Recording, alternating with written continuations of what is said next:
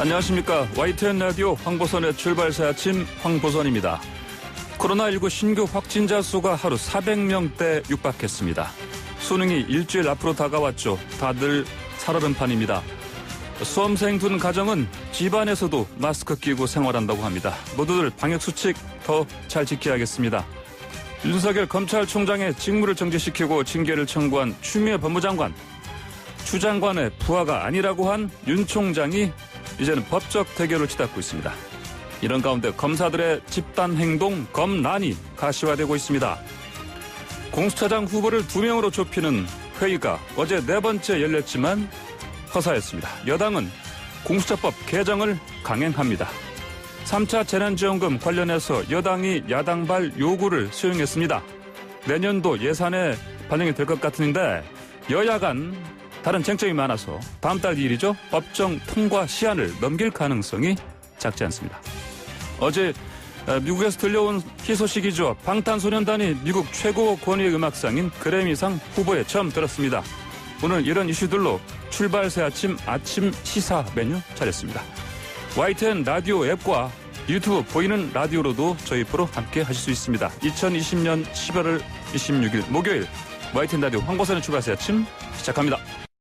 오늘 출발새 아침은 희소식부터 살펴봅니다. 대한민국 대중문화의 역사를 새로 써나가는 방탄소년단 BTS가 이번엔 미국 최고 권위의 음악상인 그래미 어워즈 후보에 올랐습니다. 그래서 오늘 임진모 음악평론가와 방탄소년단의 그래미 후보 지명 의미와 수상 전망 등 이야기 나눠보겠습니다. 임진모 평론가님 안녕하십니까? 네, 안녕하세요. 네, 자 BTS가 이제 그래미 어워즈 후보에 오르면서 관심이 더 뜨거워졌습니다. 자, 먼저 이 상부터 간략하게 좀 소개해 주십시오. 그래미상은 많은 분들이 다 들어보셨을 텐데요. 예. 1959년부터 시상을 해온 좀 오랜 역사를 가지고 있는 그런 상인데요. 예. 처음에는 이제 음악산업 영화 쪽에 관계자들이 모여서 우리가 상을 한번 만들어보자 해서 시작된. 예. 주체는 예술과학 아카데미인데 지금 레코딩 아카데미라고 하죠. 네. 여기서 시상을 하는 그런 쪽인데 워낙에 오랜 역사를 갖고 있기 때문에 음악가들부터가 이 상을 받으면 아무리 깐깐한 그런 아티스트라도 영광으로 여기는 그런 상입니다. 네. 우리가 보통 떠올리는 음악 시상식이란 게, 그래미 어워즈 외에도 아메리칸 뮤직 어워즈도 있고, 또 빌보드도 있지 않습니까? 이제 그러면 한마디로, 그래미 어워즈는 기본적으로, 전문가들이, 어떤 수상자를 선정하는 그런 면에서 가장 차이가 큰 것이고, 또 오래됐고요. 네, 그런 차이도 있지만. 근데 일단 기본적으로, 많은 분들이 특히 우리 국내 언론이 3대 음악상이라고 해서 빌보드하고 AMA를 같이 이렇게 얘기를 하는데요. 사실 역사적 중량이라든가 영향력 따지면은 그 그래미의 피할 바 못 때문에 나머지 두 상은 왜 그러냐면은 일단 빌보드 상이라든가 AMA 상을 받은 게 지금 어떤 아티스트를 갖다가 신상을 갖다 공개할 때 있잖아요. 그러니까 빌보드 상을 뭘 받았다. 또 AME 상 받았다. 이런 얘기는 없어요. 오로지 그래미에 몇 번 받았다. 이런 게 이제 신상에 공개될 정도로 이제 기본적으로는 사실은 그 그래미는 아마 3대 시상식이라고 하는 거 말 자체를 싫어할걸요. 같이 끼워 넣는 자체가 맞지 않다 이런 말씀이시죠? 근데 이제 요번에 이제 중요한 거는 그 많은 분들이 그래요. 아니 보니까 상 받은 것도 아니고 후보에 오른 건데 왜 후보에 오른 걸 갖다 이렇게 떠드느냐. 방금 말씀하신 건 나머지 두 개는 이미 상들을 탔고요, 몇 번 벌써. 그렇습니다. 이미 상을 받았고 이제 이게 마지막이라고 이제 그 BTS의 RM도 얘기했는데 왜냐하면 이 그래미를 받는 게 한마디로 얘기해서 어떻게 보면 음악 쪽에 정점을 찍는다 이런 개념. 그래미상을 받으면 음악에 정점을 찍는다 이렇게. 근데 왜 후보에 오른 것만? 그렇기 때문에 후보에 오른 것도 영광이다 이런 얘기예요. 역사적 영광이라고 할 수 있는데 실제로 아까 제가 신상을 얘기할 때 그래미 몇 번 수상 이렇게 나온다고 말씀드렸잖아요. 그 프로필에 들어간다. 심지어는 어떻게 되냐면 그래미를 갖다 3차례 받았다 이게 아니라 그래미에 9차례에 지명됐다 후보로. 네. 이거가 신상이 공개가 돼요. 예. 그러니까 후보에 오른 것도 네. 한마디로 커리어, 아주 중요한 커리어가 되는 거예요. 예, 그렇군요.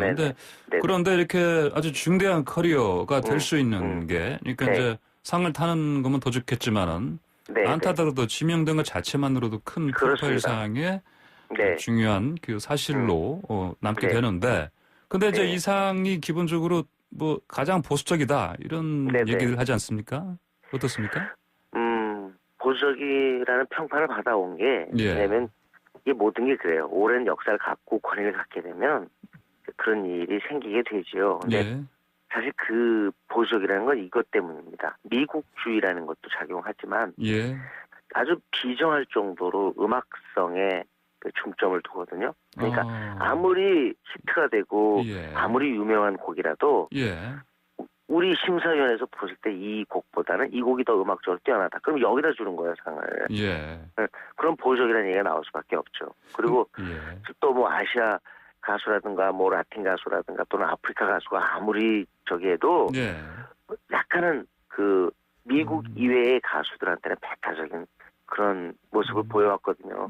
이 그래미가. 그래서 이제 보수적이라는 그런 평판을 듣는 건데 이것도 바뀌었어요. 그래서 1990년대 또 2000년대 들어와가지고는 좀 대중성에 좀 포커스를 맞추기도 하고 그리고 또 다른 쪽에도 이렇게 그 문호를 개방한다 그럴까요? 네네. 그래서 이번에 그 BTS도 후보에 오를 수 있었던 게 아닌가라고 생각을 하는데 기본적으로 이제 심사위원회를 바꿔버렸어요. 하도 보수적이다. 그러니까 여성들 많이 투표권을 주자. 여성들 그리고 또 백인이 아닌 사람들에게도 투표권을 많이 주자. 젊은 사람들한테도 젊은 사람들 심사위원회에 많이 끌어들이자. 이렇게 해가지고 최근에는 후보에 오를 때 옛날에 비해서 많이 오르고 뜻밖의 뭐 다른 나라 예를 들면 뭐 제3세계의 나라 그 음악들이 많이 오르고 그렇게 된 거예요. 뭐 그래서 그런지 또 뭐 심사 그 위에도 BTS 그 방식 역시도 들어가게 된 것이죠, 그러니까 그래서? 그렇습니다. 한 표가 뭐 매우 중요한 것이겠지만 뭐 10,000명이 넘는 1,000명이 넘는 그런 그 투표권을 가진 사람들이 있는데 어쨌든 이런 것도 이제 그래미의 변화죠. 근데 많은 분들이 아마 그런 의문을 가질 거예요. 도대체 BTS가 그 후보로 오른 그 분야가 뭐냐, 그 부분이 뭐냐, 이렇게 궁금증을 가질 텐데, 사실 그래미의 그 진정한 그 영광은, 본상 4개 부분이 있어요. 본상 4개 부분. 그래서 우리나라 말로 하면 올해의 레코드, 그다음에 올해의 앨범, 그리고 올해의 곡, 그리고 최우수 신인, 이렇게 4개 분야가 있거든요. 요게 이제 종합 분야라고 그러고, 종합 부분이라고 그러고, 그 다음에 이제 각 부분이 있어요. 부문은 뭐가 있느냐. 팝이 있고, 락이 있고, R&B가 있고, 컨트리가 있고, 뭐 랩이 있고, 이렇게 돼 있어요. 그 중에 팝 부분에 오른 거거든요. 팝 부분. 팝 부분이 그래도, 각 분야 중에서 가장 그래도, 평가해주는 분야입니다. 그러니까 그 후보 공개될 때 거의 뭐, 아까 제가 종합시상 4개 부분이 있다는데 그 다음에 5번, 6번 이게 뒤로 이어질 거 아니에요. 거의 6번 정도 해당하는 게 지금 이번에 BTS가 오른 부분이에요. 그러니까 꽤 뭐랄까 타면 영광이라고 할 수 있는 그런 부분입니다. 그렇군요. 자, 근데 다른 후보들 이름들이 보니까 저도 많이 들어봤을 정도로 쟁쟁하던데요. 그러면 이제 이게 방탄 이왕이면 후보에 올랐으니까 수상할 가능성도 좀 봐야 되지 않겠습니까? 그렇죠. 어느 정도 된다고 보십니까? 저는 수상 가능성이 있다라고 얘기합니다. 그렇지만 높다 이렇게 얘기할 수는 없겠죠. 아직은. 근데 특히 제가 생각할 때는 지금 그 후보 가운데 그 아리아나 그란데하고 레이디 가가 함께한 레이노미가 상당히 좀 강력해 보입니다. 그러니까 이름값만으로도 뭐 굉장히 육중한데요. 그리고 그러니까. 사실 그 마지막에 테일러 스위프트 있죠. 그 부분 그 엑사이라는 노래도 굉장히 강해 보여요. 하지만 잘 보시면 그 부분에 그 후보에 오른 가수들 보면 전부 어떤 아티스트가 피처링이라거나 또는 함께하거나 하는 그런 곡들이에요. 예, 그러니까요. 근데 순수 그룹은 BTS밖에 없어요. 네. 그죠? 네. 그 부분은 저는 장점으로 작용할 거라고 봐요. 네. 네. 플러스 요인이 될 거라고 보기 때문에 수상 가능성이 있다라고 이렇게 얘기를 합니다. 어쩌면은 그 그래미가 늘 주던 솔직히 레이디 가가 너무 좋아하거든요. 그래미가. 그래서 레이론미 줄 수 있지만 만약에 이게 뉴스가 된다면은 BTS 때 주는 게 더 얘기가 돼요. 사실은. 그래서 한번 기다려 보자고요. 만약에 방탄소년단이 직접 이제 상을 타게 된다. 네. 그러시면 어떻게 하실 겁니까? 개인적으로 임진원 평론가께서는요. 뭐 제가 살고 있을 때 이런 게 있을 수 있나라는 경이감이 먼저 들 것 같고, 그다음에 이게 이제 BTS 방탄소년단은 일단 미국 주류 시장에 안착했다 하는 그런 표현을 할 수 있겠지만, 제가 볼 때는 또 하나는 K-팝에게도 기회를 열게 해주었다라고 봅니다. 우리 K-팝이 아주 분전해서 라틴처럼 하나의 그래미에서 한 부문이 됐으면 좋겠어요. 그래서 K-팝 부분의 최우수 가수 뭐 이렇게 해서 각 하나의 그 그래미가 상을 인정해 줄 수 있는 장르가 됐으면 좋겠다 하는 뜻입니다. 사실 지금 그 많은 특히 우리 한국 분들이 우리 사람들이 더 인정을 안 해주는데 대부분 진짜 방탄소년이 미국에서 인기가 있어요 이런 얘기하는데 미국 팝 우리가 흔히 얘기하는 팝 다음으로 지금 미국에서 인기 있는 게 뭐냐면 라틴 아니면 K-팝이에요. 그 정도로 K-팝이 인기가 있습니다. 그래서 별도 장르로 성장했으면 좋겠다라고 제가 희망을 피력하는 게 바로 이것 때문입니다. 그리고 만약에 수상하면요 임진원 평론가께서 직접 스튜디오 나오셔서 같이 축하해 주시면 좋겠습니다. 그때 우리 아무튼 너무나 좋은 일이고 이 코로나19 상황에서 취소 시간입니까? 그러니까요. 방탄소년단이 상을 받았으면 정말 좋겠습니다. 저도 기다리고 있겠습니다. 네. 자, 그리고요. 그런데 이제 이 그래미 어워즈 벽이 높았지만은 대중음악 분야 말고는 이제 다른 분야, 클래식 같은 분야에서는 이제 그 후보에 오르거나 한 적이 있었지요. 그럼요. 탄 적도 있고 사실 방탄소년단도 그 이름으로만 따지면 이번이 처음이 아니라 지난번에 이제 댄스 레코딩 분야에서 디자인 분야에서 올랐는데 그거는 방탄소년단이 받는 게 아니고 디자이너가 받는 거예요. 그래서 그건 의미가 좀 없겠지만 이제 사실 아시겠습니다만 그래미에 방탄소년단이 시상자로는 이미 나왔지 않습니까? 이게 슬슬 하나씩 이렇게 인정해 주는 거다라고 볼 수 있는데 보니까 이 그래미는 그래요.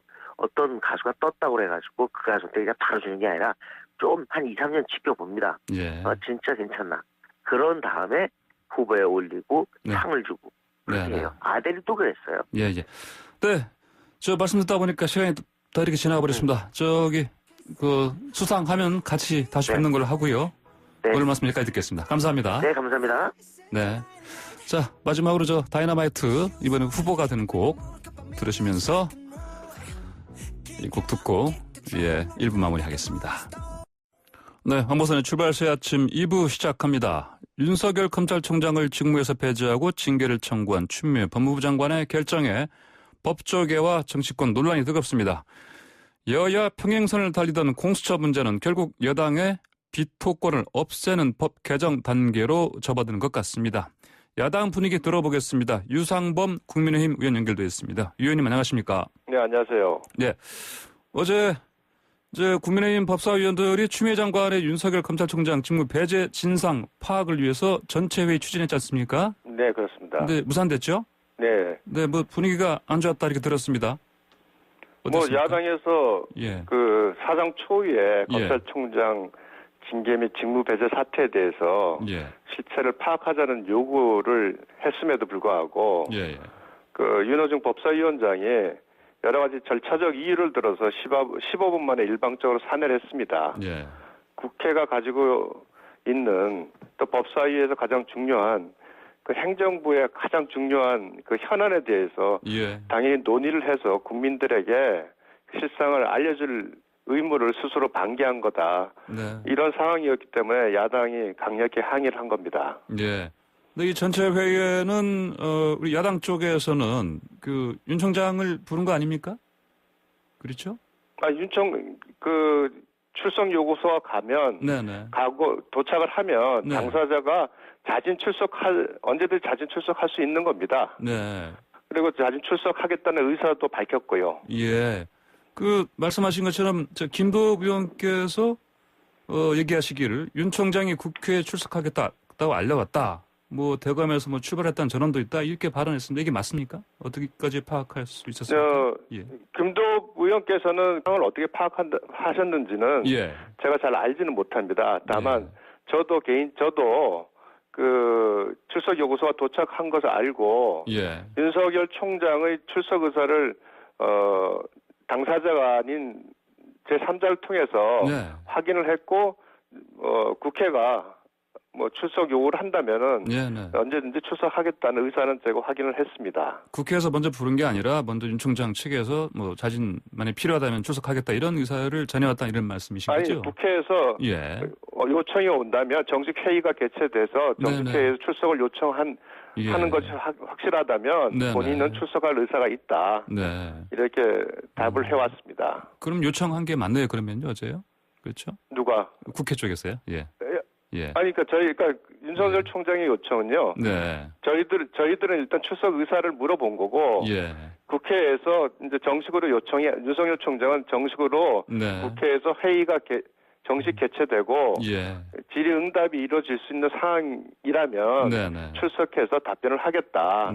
그렇게 해서 그러니까 그 출석 의사는 분명히 정확히 밝힌 거죠. 셈이네요. 그러면요. 자, 근데 이제 결국은 이제 윤 총장이 뭐 출석할 뜻을 밝힘에도 불구하고 전체 회의 이제 무산이 된 거고요. 그래서 국민의힘 쪽에서는 이제 대검찰청 직접 찾아가서 진상 파악하겠다 이렇게 이런 판단에서 직접 가지 않았습니까? 네. 갔습니다. 대검찰청에. 법무부의 경우에는 법무부 항의 방문도 생각을 했습니다만 2시에 공수처장 추천위원회 법무부 장관이 참석하는 걸로 돼 있고, 그래서 이제 법무부에 없고, 또한 법무부의 그 입장은 이미 추미애 장관이 뭐 징계 청구하고, 또 직무 배제를 하면서 뭐 입장은 충분히 밝힌 상황이라서, 대검에 찾아가서 실제로 그 징계 청구한 그 내용이나, 그 감찰의 어떤 실상이 어떤 건지, 제대로 조사는 된 건지, 그러니까 감찰에 필요한 조사를 하고 나서 총장에 대한 징계 청구를 한 것인지 이런 부분에 대한 확인이 필요하다는 판단에서 저희들이 대검을 방문했습니다. 유상범 의원께서도 야당 측 법사위 소속이시니까 함께 같이 가신 거죠? 네, 저도 함께 갔습니다. 가셔서 이제 뭐 사실 말씀하신 것처럼 사실관계 파악한다고 하셨는데 어느 정도 뭐 좀 파악하셨습니까? 구체적인 부분에 대해서는 뭐 대검 차장이나 그 참석한 간부들이 뭐 말을 하지 않았습니다만은 그 동안에 그 추미애 장관이 공개적으로 그 감찰 지시를 했던 부분은 이미 뭐 많이 징계 청구에 징계 사유로 들어갔습니다만 판사 사찰이라고 해서 갑자기 그 어제 처음으로 제기된 부분 이 부분에 대해서는 조남관 대검 차장도 법무부 장관이 공개적으로 감찰을 지시한 부분이 아닌데 징계 사유로 들어왔다 하는 부분은 저희도 확인을 했고요. 그래서 그 부분에 대해서는 뭐 별도의 조사가 있었는지 없었는지도 본인들도 모른다 이렇게 돼 있고 또 어제 저희가 가 있는데 대검 감찰부에서 수사 정보 담당관실 등에 대한 컴퓨터 포렌식 압수수색이 있었습니다. 맞습니다. 압수수색했죠. 그런데 정작 그 자리에 있었던 대검 간부들은 그 압수수색 사실 자체를 모르고 있었습니다. 현장에 같이 계시던 간부라면 지금 조남관 차장검사도 포함되어 있던 거 아닙니까? 공공수사부장하고 대변인 등 주요 그 관계자들이 있었는데 뭐 내부에서 그와 같이 그 내부에 그 사찰이라고 하는 뭐 관련돼서 이제 컴퓨터에 대한 압수수색이 있었는데도 불구하고 전혀 내부의 그 내용을 모르고 있었고요. 또한 대검 감찰부가 법률적으로는 총장을 상대로 한 네. 감찰 권한이 없는 부분에 대해서는 그 내용도 확인을 했습니다. 법률적으로도 그 대검 감찰부가 총장을 직접 감찰하는 것은 예. 법률상 불가능하다 하는 내용도 확인을 했고요. 예. 그런데 어제 이제 대검에서 지금 수사권을 갖고 있는 감찰부에서 압수수색까지 하지 않았습니까? 네, 그러니까 감찰부에서는 예. 압수수색을 할 수 있습니다. 감찰을 네네. 위해서. 예. 네. 근데 이제 아까 말씀하신 것처럼 현장에 같이 계시던 주요 간부들조차 이 상황을 파악하지 못하고 있었다. 이런 말씀이시네요. 네. 네. 그러다가 말씀드리면 이제 대검 감찰부가 예. 감찰을 개시할 때는 네. 적어도 총장이나 네. 총장에게 보고를 해야 됩니다. 감찰 네. 진행 과정에서는 독립적이라고 하더라도 네. 개시와 결과는 총장에게 보고를 해야 되는 상황인데 예.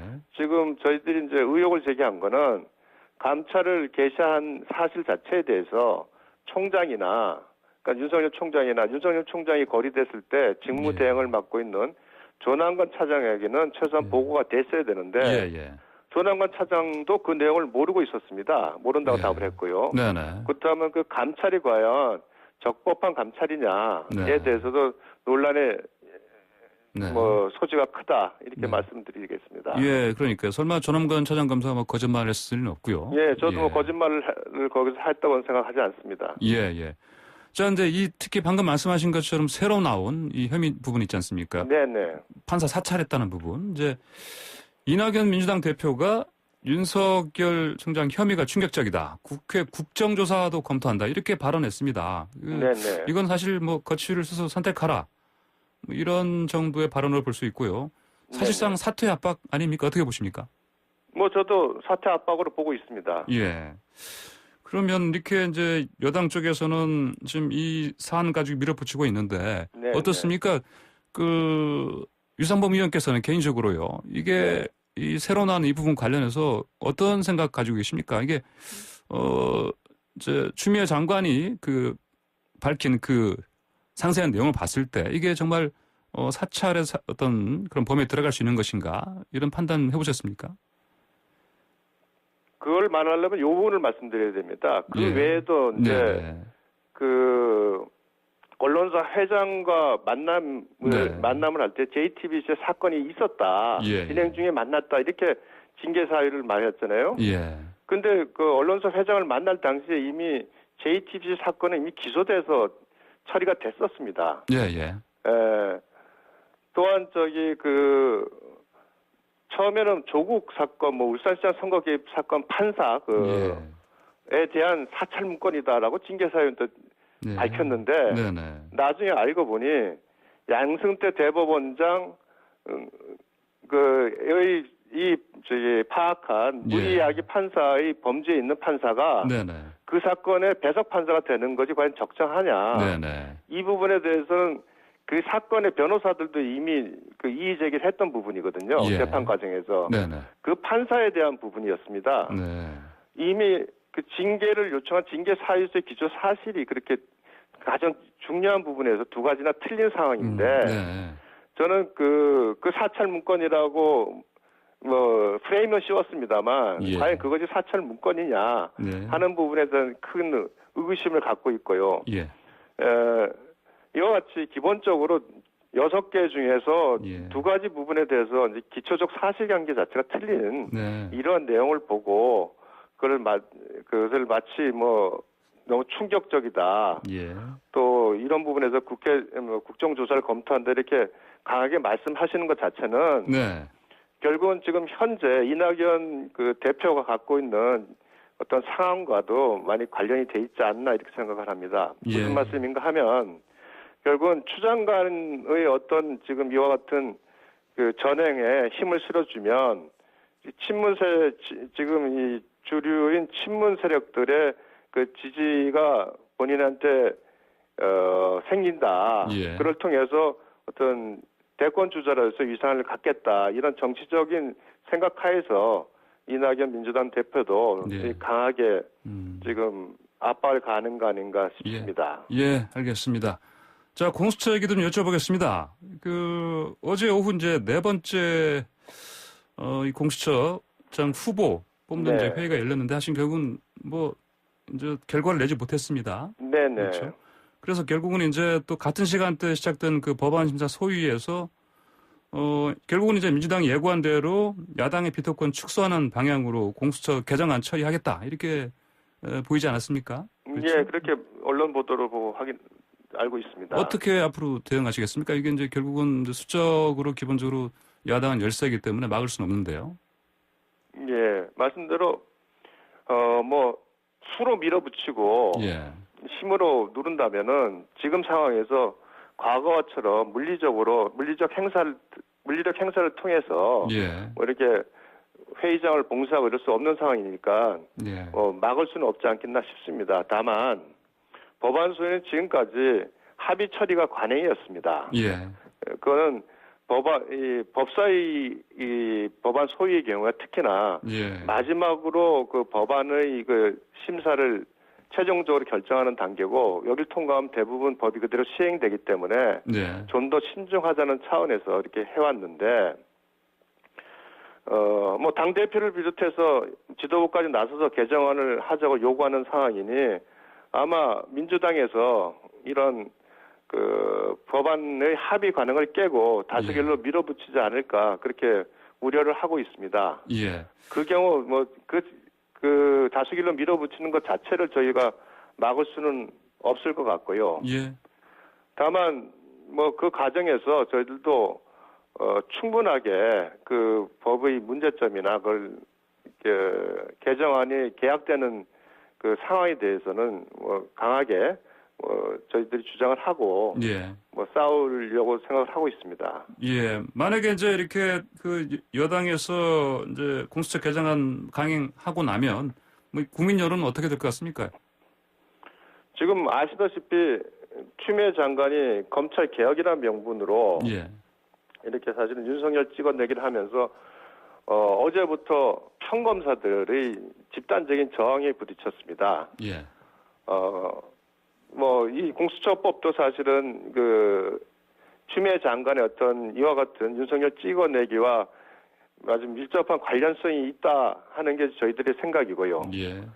그래서 그 이와 같이 일방적으로 뭐 검찰 개혁을 빙자해서 일방적인 그 법안의 발의와 공수처의 추진이라는 것이 결국은 정치 권력의 검찰관 장악이라는 본질을 그대로 드러내는 겁니다. 예. 그래서 야당의 비토권도 없애고 제가 여러 번 주장했지만 위헌적 독서정은 그대로 놔둔 채 공수처법을 발족한다면 결국 국민들께서 민주당의 그 오만과 독선을 심판하시리라 이렇게 생각을 하고 국민들께 이 부분에 대해서 많은 관심과 함께 민주당을 심판해 주실 것을 호소드리는 바입니다. 예, 의원님 오늘 말씀 여기까지 듣겠습니다. 감사합니다. 예, 고맙습니다. 네, 지금까지 유상범 국민의힘 의원과 함께했습니다. 네, YTN 라디오 홍보선의 출발새 아침 2부 마치고 잠시 후 8시 정각에 3부에서는 배추도사 배종찬 소장과 여론조사로 돌아오겠습니다.